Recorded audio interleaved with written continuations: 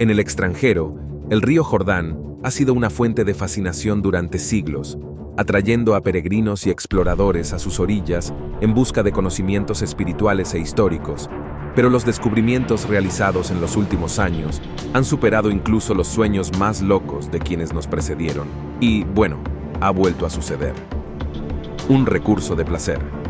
Un pedacito de cielo en la tierra.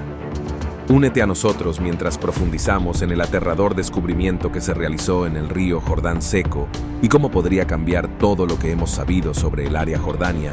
Es una tierra de contrastes donde la historia antigua se encuentra con la innovación moderna, y eso no es solo algo de hoy, siempre ha sido así, no importa dónde mires, hay algo que te dejaría sin palabras.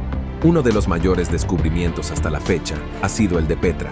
Es una ciudad excavada en los acantilados de arenisca roja de Jordania hace más de 2000 años por los nabateos, y es un sitio que no olvidarás. La entrada a Petra es a través del estrecho cañón conocido como el Enfermo, que se siente como si estuvieras caminando a través de un túnel mágico. De repente las paredes de roca se parten, y vea el tesoro, el edificio más famoso de Petra. Es una enorme estructura intrincadamente tallada que alguna vez se creyó que contenía un tesoro escondido.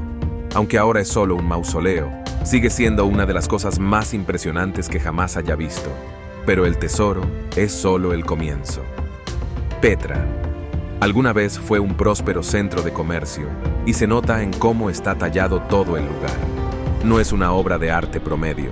Se invirtieron años y años de trabajo para convertirlo en lo que es, y además tuvo que hacerse de esa manera para que haya sobrevivido. Durante todos estos siglos está el gran templo que estaba dedicado a los dioses nabateos y era un lugar de ceremonias y rituales religiosos. El monasterio, ubicado en lo alto de una montaña, es una estructura enorme con vistas impresionantes. Probablemente fue un templo, pero hoy en día quedan pocos restos de él. También las tumbas reales que fueron talladas en la roca para la élite nabatayana. Las tumbas están decoradas con tallas intrincadas y son un testimonio de la habilidad y el arte de los artesanos de la época. La más impresionante de estas tumbas es la tumba de urna, que presenta una enorme estructura en forma de urna tallada en la roca. Pero a pesar de todo eso, una de las cosas más fascinantes de Petra es su tamaño. Cubre un área de más de 100 millas cuadradas y se cree que tenía una población de alrededor de 30.000 personas en su lugar. Pico que es mucha gente para una ciudad excavada en la ladera de una montaña, los nabateos eran increíblemente avanzados para su época, con un complejo sistema de canales de agua, cisternas y presas que les permitieron prosperar en ambientes desérticos hostiles.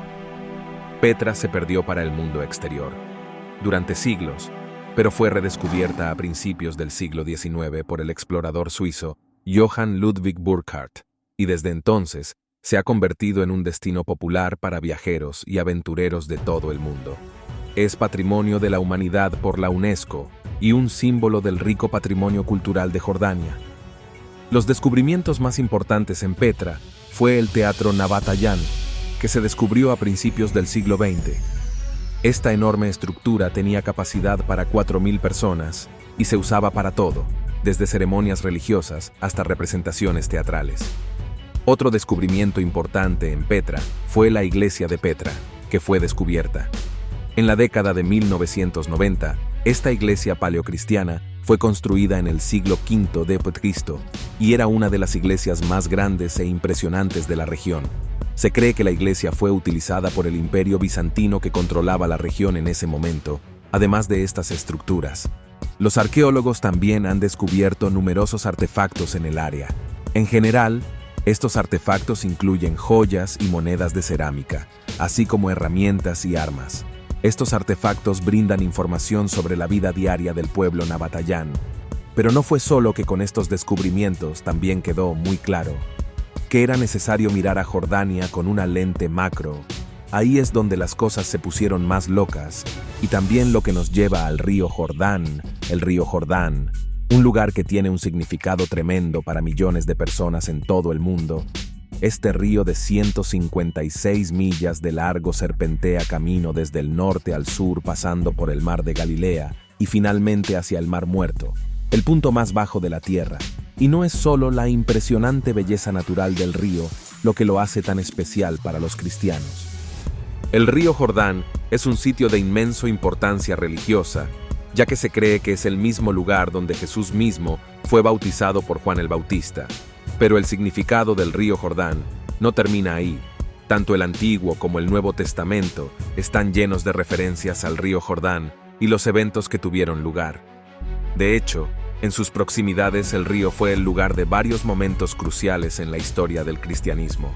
Por ejemplo, fue donde Juan el Bautista comenzó su ministerio público y donde muchos otros han sido bautizados a lo largo de los siglos, según Josué capítulo 3, versículos 9 y 10. Dios mandó a los israelitas que se pararan en el río Jordán. Cuando llegaran a sus aguas, díganles a los sacerdotes que llevan el arca del pacto, cuando lleguen a la orilla de las aguas del Jordán, vayan y se paren en el río. Josué dijo a los israelitas: vengan aquí y escuchen el palabras del Señor tu Dios con cosas como esta. Hay 3 categorías en las que las personas se dividen. Habrá personas que descartan totalmente la idea, aquellos que lo creen al pie de la letra y aquellos que quieren profundizar en la combinación de las 3 categorías. Cada año nos trae más y más descubrimientos sobre el área.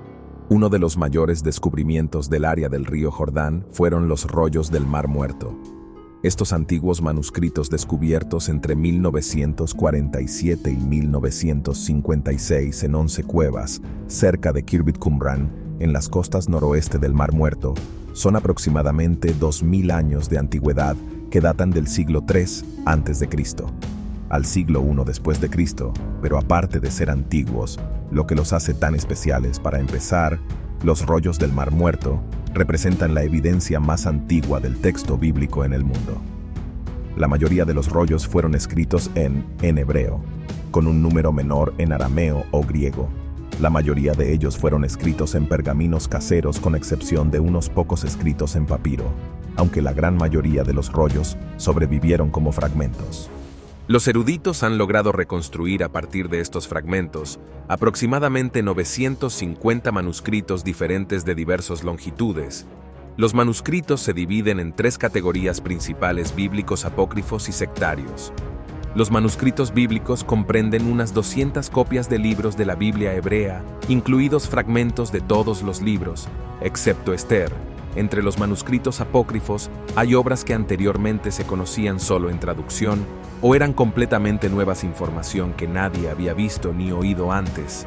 Los manuscritos sectarios reflejan una amplia variedad de géneros literarios, comentarios bíblicos, escritos legales religiosos, textos litúrgicos y composiciones apocalípticas. La mayoría de los eruditos creen que los rollos formaron la biblioteca de la secta que vivió en Qumran, conocida como los esenios. Sin embargo, parece que los miembros de esta secta escribieron solo una parte de los rollos y que el resto fue compuesto o copiado en otros lugares. El descubrimiento de los rollos del Mar Muerto representa un punto de inflexión en el estudio de la historia del pueblo judío en la antigüedad. Para nunca antes había salido a la luz un tesoro literario de tal magnitud, por lo que decir que los pergaminos son especiales sería quedarse corto, y también lo fue su descubrimiento. Los primeros 7 pergaminos fueron descubiertos por pura casualidad. Sucedió en 1947 por beduinos, que son un pueblo indígena del desierto de Negev, en el sur de Israel, en una cueva cerca de Khirbet Qumran, en la costa noroeste del Mar Muerto. 3 de los rollos fueron comprados inmediatamente por el arqueólogo E.L. Sukinik en nombre de la Universidad Hebrea, y los demás fueron comprados por el metropolitano de la Iglesia Ortodoxa Siria en el este, Jerusalén, Mar Athanasius Samuel, en 1948. Samuel pasó de contrabando los 4 rollos que tenía a los Estados Unidos. Solo en 1954, el hijo de Sukanik, Yigayel Yadin, también arqueólogo, pudo traerlos de vuelta durante los siguientes años, de 1949 a 1956. Fragmentos adicionales de algunos 950 pergaminos diferentes fueron descubiertos tanto por beduinos como por una expedición arqueológica conjunta del École Biblique en Arqueología Frances y el Museo Rockefeller. Todo ocurrió bajo la dirección del profesor padre Roland de Bow. Desde entonces, no han salido a la luz más pergaminos, aunque se han llevado a cabo excavaciones. de vez en cuando en el sitio y sus alrededores, pero solo porque no había más pergaminos no significa que no se hayan hecho otros descubrimientos, sino todo lo contrario. Es posible que los arqueólogos hayan descubierto la primera evidencia de la historia bíblica. Del Éxodo, la historia del Éxodo se extiende a lo largo de los libros bíblicos del Éxodo, Levítico. Números y Deuteronomio comienza con los israelitas esclavizados en Egipto, antes de que el faraón, coaccionado por 10 terribles plagas, acceda a liberarlos, y Moisés los guía a través del Mar Rojo, milagrosamente dividido una vez, que llegaron a la península del Sinaí. Las escrituras dicen que viajaron al monte Sinaí, donde Moisés recibió los 10 mandamientos. Luego se dirigieron a la frontera sur de Canaán, pero al tener demasiado miedo para entrar fueron condenados a 38 años en el desierto por Dios.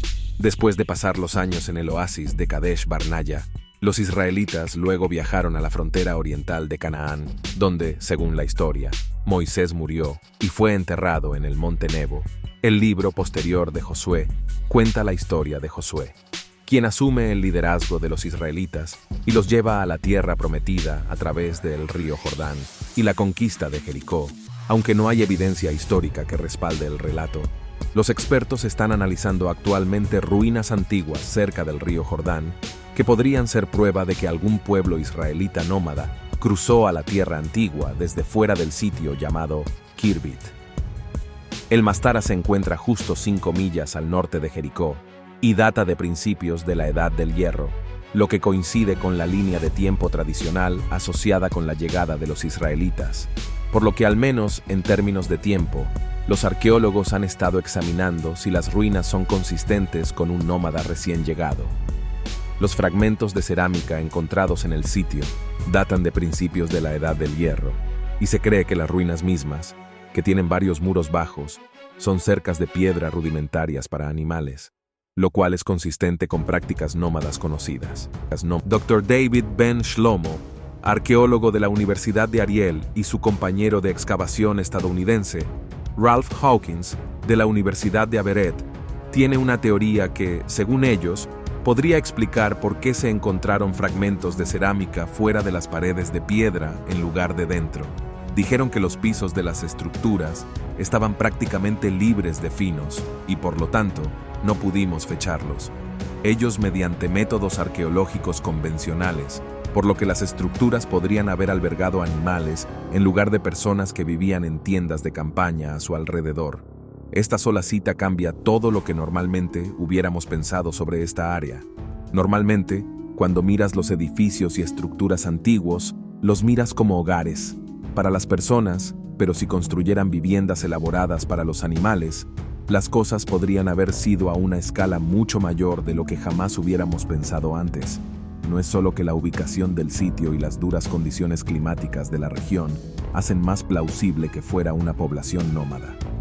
Asentamiento que uno permanente, el paisaje es árido la mayor parte del tiempo, e incluso en los tiempos modernos, la mayoría de la población de la región son beduinos.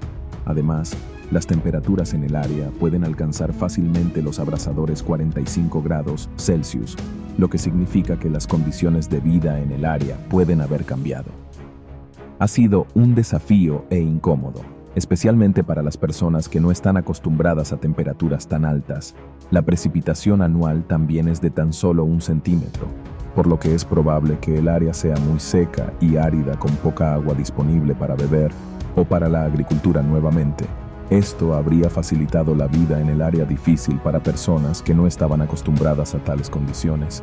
El sitio también está aislado y protegido de la vista por las colinas circundantes. Esto podría implicar que una nueva población se estaba asentando en el área y tenía miedo de ser descubierta o atacada por otros grupos, que se suma a la posibilidad de que las personas que se asentaron en el área fueran nómadas y estuvieran buscando un nuevo lugar para vivir lejos de otras comunidades asentadas. El hecho de que el sitio esté protegido de la vista por las colinas circundantes podría haberlo convertido en un lugar atractivo para un nuevo asentamiento, ya que habría sido más fácil defenderse de posibles atacantes. Todas las teorías son consistentes con que los colonos estuvieron allí al menos por un tiempo. Ahora estos descubrimientos aún pueden parecer un poco exagerados, pero piénselo. Solo se necesita una teoría para descubrir montículos masivos de información, tal como sucedió con el descubrimiento de Petra. Por lo que las cosas no son diferentes aquí, lo que significa que si bien hay una teoría funcional, los investigadores necesitarán detalles para poder tomar una teoría y convertirla en hechos probados en los que los arqueólogos están trabajando actualmente. Confirmen si el sitio es tan antiguo como sospechan. Han enviado muestras de suelo desde Kerbet el Mastara para su análisis. Se analizarán muestras de debajo de las paredes para detectar una acumulación de electrones que quedan atrapados a lo largo de los años y que solo se liberan mediante radiación luminosa. Revelar la edad de la estructura. Mientras tanto, se analizarán muestras de entre las paredes para detectar niveles elevados de fósforo, lo que sería consistente con estiércol de animales en ellas. Estas dos cosas por sí solas serán extremadamente útiles para confirmar qué tan antigua es la estructura. No se detiene ahí. Aunque los arqueólogos también están planeando excavar cerca de Uya el Foca para determinar si podría estar relacionado con el asentamiento israelita de la región, pero eso no es exactamente fácil de hacer, ya que los arqueólogos tienen que buscar pistas culturales de que el sitio era israelita. Es muy difícil, ya que muchos aspectos de la cultura material de diferentes grupos, aquellos del este u oeste del río Jordán, pueden ser demasiado similares o no lo suficientemente indicativos, dijo el Dr. Ben Shlomo, codirector del proyecto de excavación de Kerbet el Mastera, pero reuniendo los hechos y al probar los datos que tienen, pueden acercarse mucho más a descubrir si la historia del Éxodo fue realmente cierta o no, mientras que este descubrimiento es súper interesante, pero aún se está desarrollando. Resulta que los humanos podrían haber existido en el área mucho antes de que ahora haya evidencia. Eso sugiere que hace 60.000 años las orillas del río Jordán estaban llenas de vida. Criaturas humanas cazaban animales grandes, incluyendo una especie de ganado extinto, llamada Todas las Rocas en esta zona, que es una especie extinta de ganado salvaje. Excavaciones en la desembocadura del arroyo Nahal Mahanaim. Se revelaron restos óseos que pueden probar esto, pero este no era un coto de caza cualquiera, según un artículo publicado en el Journal of Archaeology Science. El sitio de Nahal Mahanaim era en realidad un lugar donde criaturas humanas tendían emboscadas, mataban y masacraban a animales, pero ¿quiénes eran exactamente? Eran neandertales, o humanos modernos, o quizás híbridos, o incluso una especie desconocida. El misterio de su identidad sigue sin resolverse. Pero una cosa es segura: estaban cazando extensamente a los uros. La gran cantidad de huesos de uros en el sitio sugiere que la caza de estas grandes bestias era una ocurrencia común, lo que es notable. Así es como los cazadores parecen haberlo hecho con un número limitado de herramientas. Normalmente los conjuntos líticos de este periodo contendrían una variedad de herramientas, incluidos raspadores para preparar pieles de animales, pero en Nahal Mahanaim, las herramientas eran principalmente elementos puntiagudos que asociamos con puntas de lanza, y herramientas de corte, su versión de cuchillos. La evidencia indica que el sitio se usó por periodos cortos, quizás solo una semana a la vez, y que era una tarea específica que los cazadores acudieran a Butcher y procesaran los cadáveres de los animales que cazaban. Pero ¿cómo cazaban? Bestias tan grandes con nada más que herramientas simples a mano. Los arqueólogos se sorprendieron al descubrir que el conjunto lítico no indicaba el uso de herramientas complejas, y solo una pequeña cantidad de las puntas tenían fracturas de impacto diagnósticas, lo que sugiere que los cazadores no usaron sus lanzas de una distancia segura, sino que se acercó a su presa arriesgándose a sufrir lesiones o una muerte peor. El Apocalipsis desafía totalmente nuestras suposiciones sobre la sofisticación de las antiguas técnicas de caza. Los humanos no solo se escondían y trataban de sobrevivir, eran los depredadores, a pesar de que los animales que cazaban eran mucho más grandes y más aterradores de lo que eran. Lo que es aún más loco es que incluso este no es el primer signo de que los humanos existen y viven activamente en esta área. Recientemente se encontraron dientes de pez en las partes ahora secas del río Jordán. Hace 780.000 años, se descubrió que los humanos prehistóricos se reunían regularmente cerca del río Jordán, en lo que hoy es el norte de Israel, para cocinar y comer peces enormes capturados en el cercano lago Ula. Los investigadores analizaron los restos de dientes de pez parecidos a carpas encontrados en el sitio, y concluyeron que el pescado se calentó a una temperatura específica, usando un método de cocción lenta que derritió el resto del esqueleto antes de comerlo para que supieran exactamente lo que estaban haciendo.